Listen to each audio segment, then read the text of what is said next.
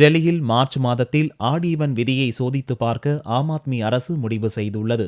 டெல்லியில் சுற்றுச்சூழலை காக்கும் நோக்குடன் புத்தாண்டு முதல் 15ஆம் தேதி வரை ஆட் ஈவன் எனப்படும் கார் கட்டுப்பாடு விதி அமல்படுத்தப்பட்டது. ஒற்றை எண் கார்கள் ஒற்றை தேதிகளிலும், இரட்டை எண் கார்கள் இரட்டை தேதிகளிலும் இயங்க வகை செய்யும் இத்திட்டம் டெல்லி மக்களிடையே அமோக வரவேற்பை பெற்றது. இதனால் காற்றில் மாசின் அளவும் குறைந்துள்ளதாக முதல்வர் கேஜ்ரிவால் பெருமிதத்துடன் கூறினார். இந்நிலையில் 2ஆம் கட்டமாக ஆட் ஈவன் விதியை அமல்படுத்துவது குறித்து கேஜ்ரிவால் தலைமையில் உயர்மட்ட கூட்டம் நடந்தது. அமைச்சர்கள், உயரதிகாரிகள் பங்கேற்ற அக்கூட்டத்தில் ஆட் ஈவன் கார் கட்டுப்பாடு விதியை 2வது முறையாக அமல்படுத்தி சோதிக்க முடிவு செய்யப்பட்டது. விதி அமல்படுத்தப்படும் நாட்களில் 6000 பள்ளி பஸ்கள் போக்குவரத்து சேவையில் பயன்படுத்தப்படும் என்பதால் சிபிஎஸ்இ தேர்வுகள் முடிந்ததும் மார்ச் அல்லது ஏப்ரல் மாதத்தில் விதியை அமல்படுத்த திட்டமிடப்பட்டுள்ளது. ஆனால் இம்முறை மோட்டார் சைக்கிள்களுக்கு விதிவிலக்கு அளிக்கப்பட மாட்டாது என தீர்மானிக்கப்பட்டுள்ளது. மேலும் 2வது காரை வாங்கி விதியை மீற முயற்சிப்பதை தடுப்பதற்கான வழிவகைகள் குறித்தும் கூட்டத்தில் ஆராயப்பட்டது.